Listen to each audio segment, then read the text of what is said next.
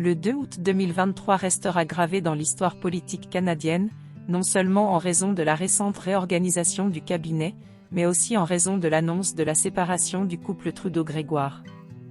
Après 18 ans de mariage, le Premier ministre canadien, Justin Trudeau, et sa femme, Sophie Grégoire, ont choisi de prendre des chemins séparés. Cette nouvelle a suscité des réactions contrastées dans la société canadienne, attirant l'attention du public et des médias du monde entier. Des chemins séparés mais une famille unie.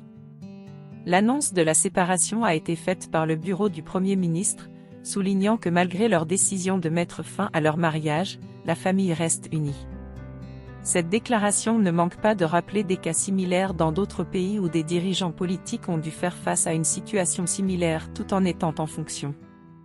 La première ministre norvégienne, Erna Solberg, et le président français, François Hollande, en sont des exemples notables.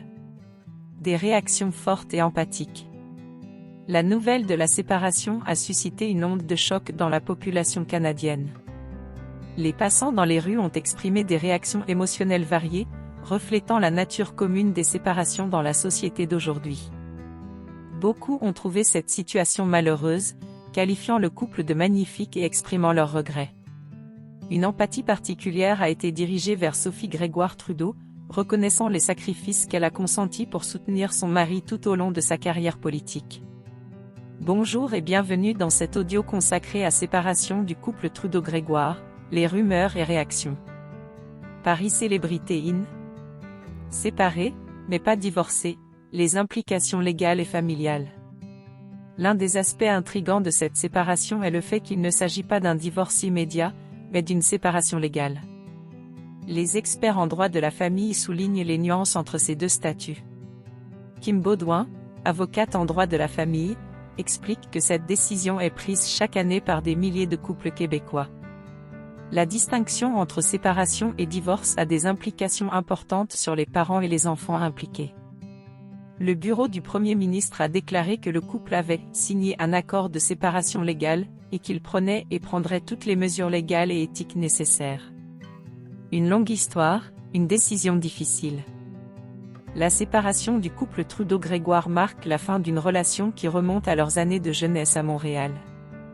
Après s'être reconnectés en 2003 lors d'une soirée caritative, Justine et Sophie se sont mariés en 2005 et ont fondé une famille de 5 personnes, élevant 3 enfants, Xavier, Ella Grèce et Adrien. Le couple a partagé de nombreux défis et réalisations ensemble, avec Sophie Grégoire Trudeau jouant un rôle actif dans des causes telles que l'égalité des genres et la santé mentale.